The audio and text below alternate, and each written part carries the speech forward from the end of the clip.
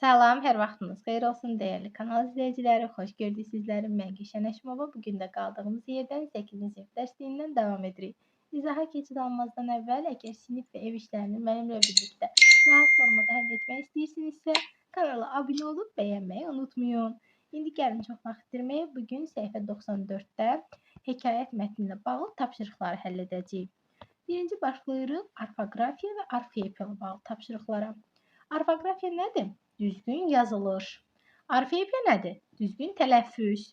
Bizə deyir ki, orfoqrafiyada tünc şriftlə verilmiş sözlər bitişik, ayrı, yoxsa defislə yazılmalıdır. Baxaq.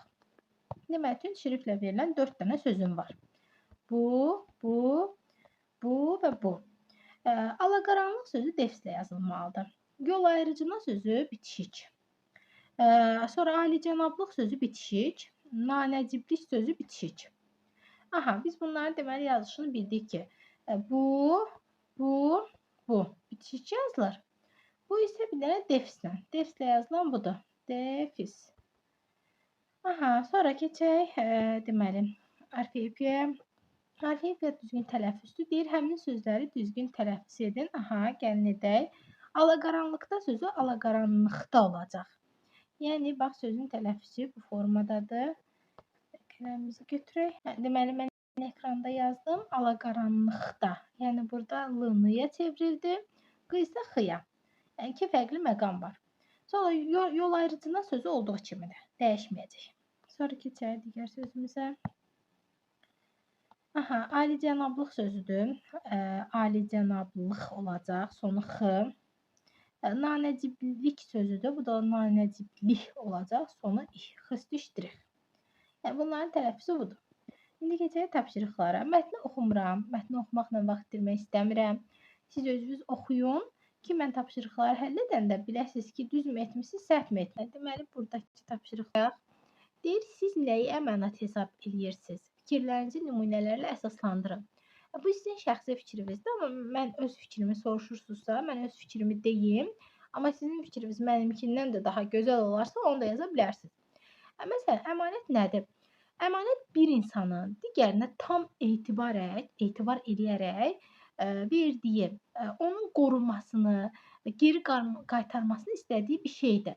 Yəni, mən əmanət edirəm. Tutaq ki, hansısa bir malımı, mülkümü və yaxud da adi telefonumu əmanət edirəm sənə ki, sən onu qoru və onu mənə sonra geri qaytar. Deməli, əmanət nəymiş? Mən nəyə əmanət hesab edirəm?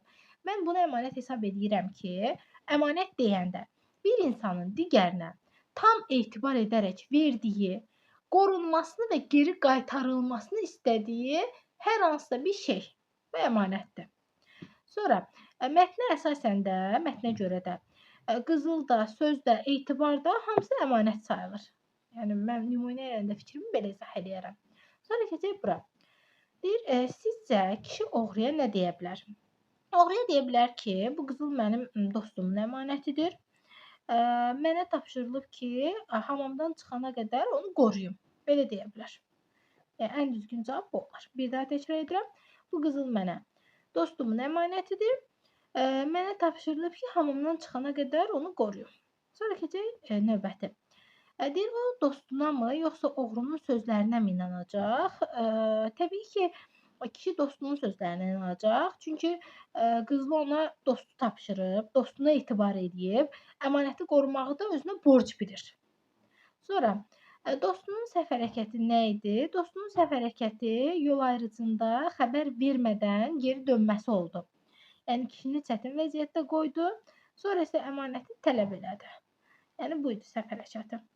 Sonra baxaq, burada deyir ki, səhvlər nəticə çıxarmaq üçündür. Bu fikirlə razısınızmı? Bəli, razıyam. Bu hekayədə dost səhv edir. Oğru belə insaf göstərdi. Yəni, bir növ belə deyim ki, oxucu isə etibar, əmanət, ədalət haqqında nəticə çıxardır. Yəni, oxucu da bizik. Bu da belə. Keçək indi bura. Oxuduğunuz hekayəti adlandırın. Fikir verdinizsə, bizim mətnimizin adı yox idi. Bax, əmanət hekayət qoyulub. Yəni, tam buna bir ad verilməyib də. Həmişə mətnlərdə adı olur axı. Sonra deyək, seçdiyiniz adı izah edin. Seçiminizi əsaslandırın. Belə bir ad vermək olur. Əmanətə xəyanət etmək olmaz. Bu olsun bizim adımız. Əmanətə xəyanət etmək olmaz. Sonra deyir, mətni abzaslara ayırın və abzaslara əlaqələr, daha doğrusu abzaslar arası əlaqələrə diqqət edin. Abzasları ayıraq. Deməli, baxın. Deməli, birinci abzasımız özü ayrılıb. Bax, burada bitir. Hamamdan başlayır. Hamamın yaxınlığına qədər. İkinci abzas isə bax, burada bitəcək. Bax, burada. İkinci abzas burada bitəcək və bu təzə abzasdır. Hava işıqlanır. Kişi paltarını geyinib yola düzəlir. Bax, üçüncü abzasımız buradan başlayır. Da belə. 3 abzasdan ibarətdir də. Keçdik 3-ə. Deyir, mətnin tərkib hissələrlə bağlı fikirlərin düzgün olub-olmamasını müəyyən edin və fikirlərinizi mətndən istifadə edərək əsaslandırın. Bax, bizdə deyir ki, giriş hissə. Giriş hissədə deyir ki, kişi oğrunu öz dostu bilir.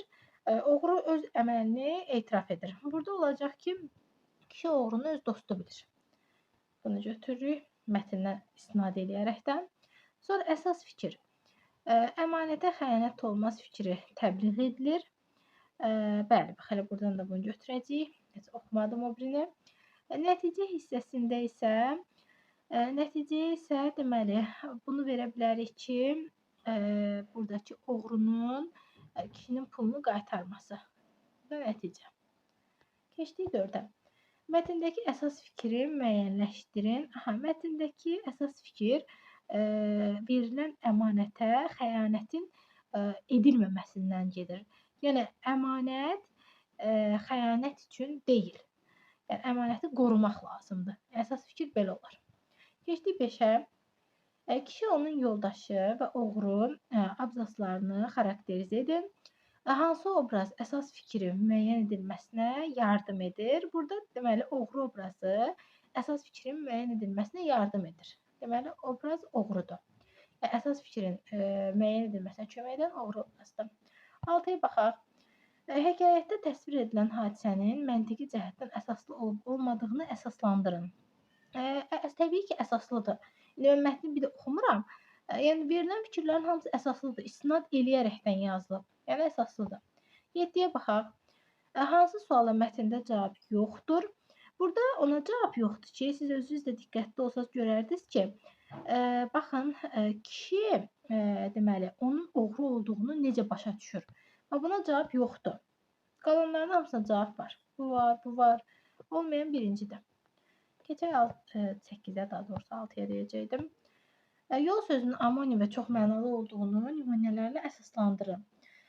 Bəli, yol sözü biz amonim kimi də istifadə edə bilirik rahatlıqla. Daha doğrusu bizə deyir ki, yol sözünün amonim və çox mənalı olduğunu nümunələrlə, yəni həm amonim kimi, həm də çox mənalı söz kimi.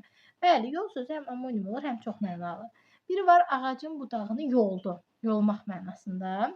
Bir də var bizim getdiyimiz yol. Yəni piyada yolu və yaxud maşın yolu bu mənada. Bu olur amonim.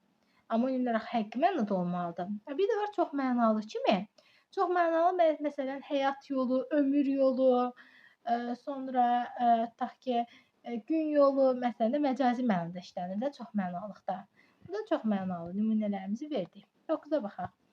Mətndə fərqləndirilmiş sözləri müvafiq frazeoloji birləşmələrlə əvəz edin. Gəlin baxaq fərqləndirilmiş sözlərimizə. Deməli. Qaydaq fərqləndirilmiş sözlərə. Deməli, bax, fərqləndirilmiş sözlərimizdən biri bu sözdür, rast gəlir. Digəri yola düzəlir. Başqa varmı? Qoy baxım birdən gözümə. Bir də bu. Ələ, deməli, deyir ki, əgər öz peşəmlə ələ keçirsəydim, ələ keçirmək sözü, başqa var, yoxdur. 2-3 sözdür, daha doğrusu 2 yox, 3 sözdür. Rast gəlirin onlar qarşılayır, yola düzəlir, gedir. Ələ keçirsəydim də əldə etmək olar. Deməli, qarşılayır, rast gəlirə aid edə bilərik. Yola düzəlir, gedir. Ələ keçirsəydim, əldə etsəydim. Əldə etmək daha doğrusu. Keçək, sonra 10-cu tapşırığa. Mətn üçün əmanət, xəyanət, sədaqət sözlərindən hansı açar söz ola bilər? Əmanət açar söz olar. Yəni əmanət götürərik. Deməli açar sözümüz əmanət. Keçdik 11-ə. Seçimimizdə deyir əsaslandırın. Seçimimizdə əsaslandıraraq ki, mətndə əsas ideya, əsas məğz verilən əmanətdən, etibar edilən bir növ belə deyək ki, vasitədən söhbət gedir. Ona görə əmanət. Keçdik 11-ə. Mətnin ilk abzasındakı cümlələrdən ikinci dərəcəli üzvləri çıxardıb mətni yığcamlaşdırın. Hər iki formanı müqayisə edin və müşahidə edin. Daha doğrusu nə müşahidə elədiniz? İlk abzas bax bu balaca abzasdır. Deməli bax budur. Buradan deyir ki, ikinci dərəcəli üzvləri çıxardım. Gəlin baxaq. Deyirlər ki, bir kişi səhər alaqaranlıqda evdən çıxıb hamamdan gedərkən yolda öz dostuna rast gəlir və deyir. Deməli, bunu belə eləyə bilərik ki, deməli, kişi deyir. Bir dənə mübtəda, bir dənə xəbər saxlayırıq da. Deyirək, ikinci dərəcəli üzvləri çıxart. Kişi deyir. Bu oldu bir cümləmiz. Mənimlə hamama getmək istəyirsənmi? Bu oldu bizim ikinci, daha doğrusu mənimlə getmək istəyirsənmi? Deməli, bunu da silək. Kişi deyir, getmək istəyirsənmi? Yoldaşı deyir. Bunu da silək. Daha doğrusu silməyək, yoldaşı qalsın. Yoldaşı deyir, hamamın qapısına qədər sənə yoldaşlıq edə bilərəm. Lakin hamama gedə bilmərəm, işim var. Deməli, bunu sildik. Bunları sildik. Sonra yoldaşı deyir, hamamın qapısına qədər yoldaşlıq edə bilərəm. Yoldaşlıq edə bilərəm, bu qalsın. Lakin hamama gedə bilmərəm. Gedə bilmərəm, bu qalsın. İşim var, bu qalsın. Deməli, nə qaldı? Kişi deyir, sonra getmək istəyirsənmi? Yoldaşı deyir, yoldaşlıq edə bilərəm, gedə bilmərəm, işim var. Qalan bu oldu. Çünki bizdən deyir ki, ikinci dərəcəli üzvləri çıxardın, yəni tamamlığı, zərfliyi, sonra təyini çıxardın. Ancaq mübtəda xəbər qalsın. Biz də çıxartdıq, belə oldu. Siz bunu yazarsınız dəftərinizə, əvvəlki versiyanı da yazarsınız, indi dediyimi də. Müqayisədə də onu gördük ki, birinci abzasda, bir növ orijinal versiyada ikinci dərəcəli üzvlər var. Bizim yazdığımızda isə yoxdur dediyinə əsasən. Yəni, daha yığcamdır. İndi buna baxıram. Deyir, Nizami Gəncəvin əsərlərindən olan aşağıdakı cümlələrdən nə zaman sualına cavab verən sözləri seçib, ifadə vasitələrini müəyyən edin. İndi baxaq. Deməli, nə zaman sualı bizə lazımdır, düzdür. Deməli, bax, deyir, əllər çox gec doğur, gec. Ömrü çox olur, çox. Yox, daha doğrusu çox olmaz. Çox niyə olmaz? Çünki çox nə zaman sualına cavab vermir. Deməli, geci götürdük. Əllər tez göyərir, tezi götürdük. Tez də yox olur, tezi yenə götürdük. Sonra deyir, meyvə kal olduqca böyüyər, artar. Yetişən zamanda yerə düşər. Deməli, kal olduqda olar burada. Sonra deməli, yetişən zamanda nə zaman? Bu da olar. Sonra deməli, 50-yə çatınca dəyişər əhval. Dəyişər yaşayış, dəyişər hər hal. Bir gün, nə zaman, yenə bunu götürək. Bu qədər. Nə zaman sualı bunlardır. Bizdən də nə zaman istəyirdi, seçdik. Burada zərflə ifadə olunub, gec, tez, zərf, sonra kal olduqda feili bağlama ilə ifadə olunub, yetişən zamanda feili bağlama ilə ifadə olunub, sonra bir gün zərflə ifadə olunub. İfadəsini də dedi, sözləri də dedi, tapdıq. Sonra burada zaman zərfliyi haqqında məlumat verir ki, zaman zərfliyi nədir, nəyə deyilir, yəni məlumat ki, nə zaman, nə vaxt, haçan suallarına cavab verir. Nümunələr də verilib, yəni bu rahatdır, bunu bir də demirəm. Keçək əsas 13-ə. Deyir, cümlələrdə fərqləndirilmiş sözlərin qrammatik mənalarını müəyyənləşdirin, fikirlərinizi əsaslandırın.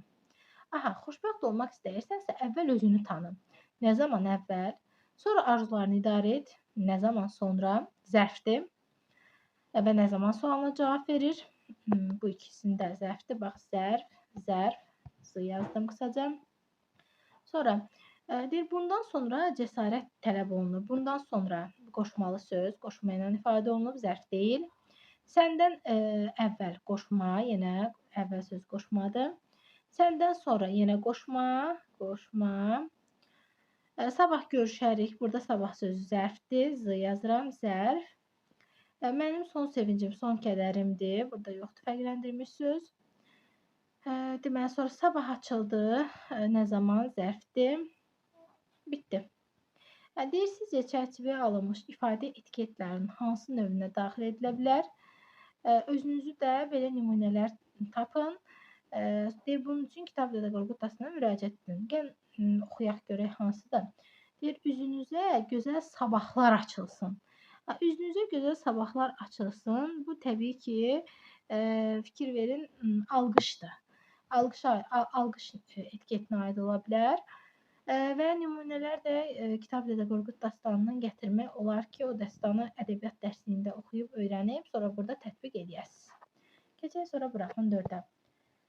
14-cü tapşırıqda nə deyir? Deyir ki, aşağıdakı mətndə zaman zərflərini seçin, onların ifadə vasitələrini deyin. Zaman zərflərini seçəcəyik və ifadə vasitələrini deyəcəyik. Ey oğul, özünə dost seçərkən ehtiyatlı ol. Deməli, özünə dost seçərkən nə zaman? Burada fe'li bağlama ilə ifadə olunur. FB yazıram. FB. Dostların çoxluğuna bel bağlama. Əsl dost özünü hesab et. İrəliyə və geriyə diqqətlə bax. Dostların etibarlılığına ümid edib arxayınlaşma. Dostu xoş və bəd gündə yoxla. Nə zaman? Xoş və bəd gündə. Sonra xoş gündə hörmətinə, bəd gündə köməyinə gör. Deməli, nə zaman? Xoş gündə hörmətinə, nə zaman? Bəd gündə köməyinə. Məsdər tərkibi yazıram. Düşmənini düşmən hesab etməyin, dost bilmə. Elə adam tanış sayılar, dost sayılmaz. Burada da yoxdur. Seçdiyi olanları və ifadə vasitələrini dedik. Xoş və bəd gündə də bu da sifətlə ifadə olunub. Deyir, son cümləyə münasibət bildirin, gəlin baxaq. Düşmənin deyir, düşmən hesab etməyəni dost bilmə. Elə adam tanış sayılar, dost sayılmaz. Yəni, dostu sənin dostun olmalıdır, dostluğun düşməni sənin düşmənin olmalıdır. Yəni, sən dostluğun dostu ilə dostluq edirsənsə, bu yaxşı bir şeydir. Amma dostluğun düşməni ilə dostluq edirsənsə, bu artıq pis bir şeydir. Niyə? Çünki sən də artıq öz dostuna sanki xəyanət etmiş sayılırsan. Yəni, yaxşı bir xüsusiyyət deyil bu. Bu belə. Sonra keçək növbəti 15-ci tapşırığa. Deyir, aşağıdakı cümlələrdə fərqləndirilmiş sözləri, qrammatik mənasını müəyyənləşdirin. Bunun üçün çıxışlıq hallı isimlər, yer zərfləri haqqında öyrəndiklərinizi yada salın. Həmin sözləri sintaktik vəzifəsini gəlin şeir parçamızı səsləndirək. Mənim kimliyimi, mənim adımı, vətənimdən soruş, elimdən soruş. Bu coşqun qaynar hissiyatımı, o dağlardan enən selimdən soruş. Burada vətənimdən, bir də elimdən sözləri var. Vətənimdən soruş, dan dən şəkilçisi var, çıxışlı halın şəkilçisidir və burada tamamlıq vəzifəsində işlənir. Həmçinin elimdən soruş, burada da dan dən şəkilçisi var, bu da yenə çıxışlı hal mövqeyindədir və cümlə üzvü olaraq tamamlıqdır.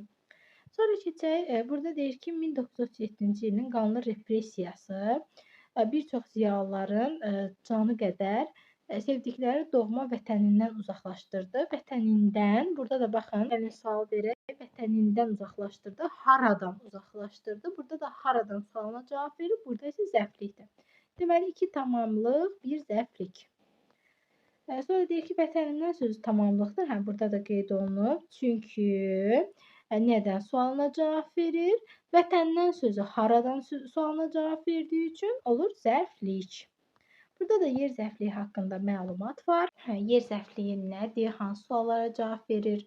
Təbii ki, hərəkətin yerini bildirir. Haraya, haradan, harada suallarına cavab olur. Sonra burada nümunə də var ki, məsələn 1918-ci ildə Azərbaycan hökuməti müvəqqəti olaraq Gəncə şəhərində yerləşmişdir. Harada yerləşmişdi? Gəncə şəhərində. Görürsüz, burada Gəncə şəhərində söz birləşməsidir. Yəni birlikdə biz bunu təhlil zamanı götürəcəyik. Və harada sualına cavab verdiyi üçün yer, məkan mənası bildirir və yer zərfliyidir. Bu da belə. Sonra deyir, mətndə yer zərflərini seçib aid olduğu sözlə birlikdə yazın. Biz artıq yer zərfliyi haqqında məlumatı oxuduq. Bilirik ki, yer zərfliyi nədir? İndi mətnimizə qayıdırıq. Deməli, buradan səhifə 94 yazmışdı. Yəni bu mətndən söhbət gedir. Baxaq. Deyirlər ki, bir kişi səhər alaqaranlıqda evdən, haradan, gözünü işarə eləyək, evdən çıxıb hamama, haraya gedərkən yolda öz dostuna rast gəlir. Sonra deməli, yolda öz dostuna rast gəlir. Deyir, mənimlə hamama, haraya getmək istəyirsənmi? Yoldaşı deyir, hamamın qapısına qədər yoldaşlıq edə bilərəm, lakin hamama, haraya gedə bilmərəm, işim var. Hamamın yaxınlığına qədər bir yerdə gedirlər. Yol ayrıcına çatdıqda dostu xəbərdarlıq etmədən geri dönüb başqa tərəfə gedir. Başqa tərəfə, haraya, sonra təsadüfən bir oğru da həmin kişinin deməli dalsınca oğurluq məqsədi ilə hamama gedirmiş. Hamama, haraya? Birdən kişi geri baxır, haraya? Geri. Oğrunu görür, lakin hələ hava işıqlaşmadığı üçün onu dostu bilir. Qurşağından dəsmala bağlanmış 100 dinarı çıxarıb haman oğruya verir və deyir, ay qardaş, bu əmanətdir ki, al. Mən hamamdan, haradan çıxandan sonra oğru qızılı alır. Kişi hamamdan, yəni də haradan çıxana qədər heç yerə getməyib orada gözləyir. Hava işıqlanır, kişi paltarını geyinib yola düzəlir. Oğru onu çağırıb deyir, ey cavan mərd, qızılını geri al, sonra get. Sənin əmanətin üzündən bugün mən də işimdən avara oldum. Kişi deyir, bu nədir? Əmanət nədir? Sən kimsən? Oğru deyir. Mən oğruyam, sən isə hamamdan, haradan çıxana qədər bu qızılı saxlamağa mənə tapşıran adam. Kişi deyir, oğrusansa, bəs nə üçün mənim qızıllarımı aparmayıbsan? Oğru deyir, əgər öz peşəmlə ələ keçirsəydim, 1000 dinar olsaydı, sənə yazığım gəlməzdi. 1 dinar da sənə qaytarmazdım. Lakin sən bunu mənə əmanət veribsən, insafsızlıq olar ki, sən alicənablıq edib mənə əmanət verəsən, mən də alicənablıq göstərib ona xəyanət edəm. Deməli, biz seçdik. Deməli, daha doğrusu bizdən istədiyi yer zərflikləri idi. Hamısını tapdıq. Evdən, hamamdan, hamama. Və indi gözümdən nəsə qaçıbsa, siz onu özünüz də müəyyən edərsiniz, amma məncə hamısını götürdük. Keçək indi növbəti tapşırığa. Bir də sizə bir məlumat verim. Bizim hal-hazırda bəhs bu qaydaları əhatə edən yığcam konspekt formasında 9-cu sinifdə də sizə lazım olacaq bir vəsaitimiz hal-hazırda satışa çıxıb. Həm test toplumumuz, həm qaydalar kitabımız var. Qaydalar kitabında hər şey ən yığcamlığı ilə qeyd olunub. Əsas sizə lazımlı məqamlar, testdə rastlaşacağımız, həmçinin KSG-lərdə belə sizə kömək edəcək hər bir məqam var. Test və qaydalar kitabını əldə etmək üçün 055 280 59 24 nömrəsinə yaza bilərsiniz. Aşağıda nömrəmiz var. Gəlin indi keçək 13-cü tapşırığa. Üzr istəyirəm, 13 yox, biz bunları eləmişik. 17-ci tapşırığa demək istədim. Deməli, burada da bizə deyir ki, yer zərfliklərinin ifadə vasitələrini müəyyənləşdirin. Hüseyn Cavid 1932-ci ildə uzaq şərqə sürgün edilmiş, 1941-ci ildə orada olarkən vəfat etmişdi. Burada uzaq şərq, haraya uzaq şərqə söz birləşməsidir və zərfliyimiz yazırıq söz birləşməsi ilə ifadə olunub. Söz bu yazdım qısacası. Sonra keçək ikinci cümləyə. Məktəb imtahanları ilk dəfə 1817-ci ildə İngiltərədə keçirilib. İngiltərədə harada? Burada da isimlə ifadə olunub yer zərfliyimiz. İsim yazaq. Güc gəldikcə qaçırdı, ancaq irəlidə onu daha böyük çətinlik gözləyirdi. İrəli, burada da zərflikdir və zərfli ifadə olunub. Burada zərf yazırıq. Keçək 18-ci tapşırığa. 18-də bizə deyir ki, Azərbaycan Tarixi Muzeyi, Murav dağları, Qız qalası, şəhərin kənarı meşənin sıx yerləri, kəndin ucqarı bu isim birləşmələrin cümlədə mübtəda, tamamlıq, yer zərfliyi kimi işlədi. Deyir, hansı fərqi müşahidə etdiniz? Fikirlərinizi izah edin. Gəlin işlədək. Deməli, Azərbaycan Tarixi Muzeyi dünyada tanınmış muzeylərdən biridir. Nə? Dünyada tanınmış muzeylərdən biridir Azərbaycan Tarixi Muzeyi. Görürsünüz, burada mübtəda oldu. Birinci mübtəda kimi işlətdik. Bizə deyir mübtəda, tamamlıq, yer zərfliyi. Bir daha cümləni təkrar edirəm. Azərbaycan Tarixi Muzeyi dünyada tanınmış muzeylərdən biridir. Bu mübtəda. Sonra keçək. Deməli, zərflik kimi işlədək. Biz Azərbaycan Tarixi Muzeyinə gedəcəyik. Haraya? Azərbaycan Tarixi Muzeyinə. Bu da oldu zərflik. Sonra mən Azərbaycan Tarixi Muzeyində gəzmək istəyirəm. Bu da oldu tamamlıq. Bizə deyir ki, tamamlıq, zərflik, mübtəda kimi işlədin. Bunu işlətdik. İndi keçək Murov dağları işlədək. Murov dağları mübtəda kimi verək birinci. Məsələn, nə olsun? Deməli, Murov dağları Azərbaycanın şimalında yerləşir. Bu oldu mübtəda. Mən Murov dağlarını görmüşəm. Bu oldu tamamlıq. Sən Murov dağlarında olmusan. Bu da oldu zərflik. Sonra keçək Qız qalasını işlədək. Qız qalası dünyanın möcüzələrindən biridir. Nə? Qız qalası bu mübtəda. Qız qalasını sevirəm. Tamamlıq. Biz Qız qalasında olmuşuq. Bu da zərflik. Sonra digər cümlələrimiz də var. Şəhərin kənarı. Məsələn, şəhərin kənarı gözəldir. Nə? Şəhərin kənarı. Şəhərin kənarını gəzirdi. Haranı? Tamamlıq. Şəhərin kənarında qalır. Harada? Bu da zərflik. Həmçinin digər iki cümləndə siz dediyim formada istifadə, daha doğrusu iki sözü də dediyim formada cümlədə işlədin. Mən 4 dənəsini işlətdim. Qalan ikisini də siz mənim dediyim formada istifadə edərək işlədin. Keçək indi buna 19-a. Doğru yanlış fikirləri müəyyənləşdirərək testli cavab hazırlayın. Baxaq. Deməli, burada birləşdirəcəyik də doğruya doğrunu, yanlışa yanlışı.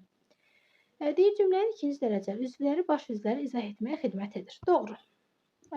Xəbər bütün ikinci dərəcəli cümlə üzvləri ilə əlaqələnə bilir. Doğru. Təzə hərəkət zərfliyindən fərqli olaraq hansı sualına cavab verir? Təyin, bəli, doğru. Zərflik həm feili, həm də ismi xəbərə aid ola bilər. Yanlış. Yox, daha doğrusu, niyə olmur ki? Yox, üzr istəyirəm. Bunu silim tez. Bu da doğru. Sonra tamamlıq bəzən yiyəlik halda olan sözlərlə ifadə olunur. Xeyr, səhvdir. Çünki yiyəlik al heç bir cümlə üzvü ilə ifadə olunmur. Bütün cümlə üzvləri qrammatik cəhətdən bir-birilə əlaqələnir. Bu da yanlışdır. Deməli, 2 yanlış, 4 dənə də doğru. Burada da nədir? Bu da deməli, deyir ki, zaman və yer zərfliklərinin nisbə rolu mövzusunda mətn hazırlayın. Sonra deyir, bu mətndə zaman və yer zərfliyinin məna növü kimi plan verib də, yəni hansı plan əsasında gedəcəksiniz. Fikrin nümunələrini əsaslandırmaq, nəticə, yəni hamısını qeyd edin. İndi bunu siz özünüz yazmalıydınız. Amma bu da mənim sizə yaxşılığım olsun. Burada zaman və yer zərflərinin nisbə rolu mövzusunda mətn verirəm. Deməli, bu hissədə qeyd edirəm mətni. Siz özünüz bunu dəftərinizə qəşəng-qəşəng köçürdün. Lazım gələrsə heç köçürtməyin. Bəlkə özünüz buna oxşadıb nəsə yazmağa çalışın. Köçürtməsəz daha yaxşı, yəni özünüz yazmış olarsınız. Yox, əgər köçürtmək də istəsəniz, rahatlıqla yaza bilərsiniz. Amma məhz bu tip izahlar üçün siz mütləq bəyənib R yazmalısınız. Ki, mən sizə hər şeyi bax belə dolğun, bütün hamısını izah edeyim, bütün inşalarınızı verim. Sonra 21-ci tapşırıq da belə bir şeydir. Bunu da yenə sizə verəcəm. Deyir, əmanətə xəyanət olmaz mövzusunda mühakimə xarakterli inşa yazın. Bu inşanı da indi ekranda qeyd edirəm. Bunu da qəşəng-qəşəng dəftərinizə yazarsınız.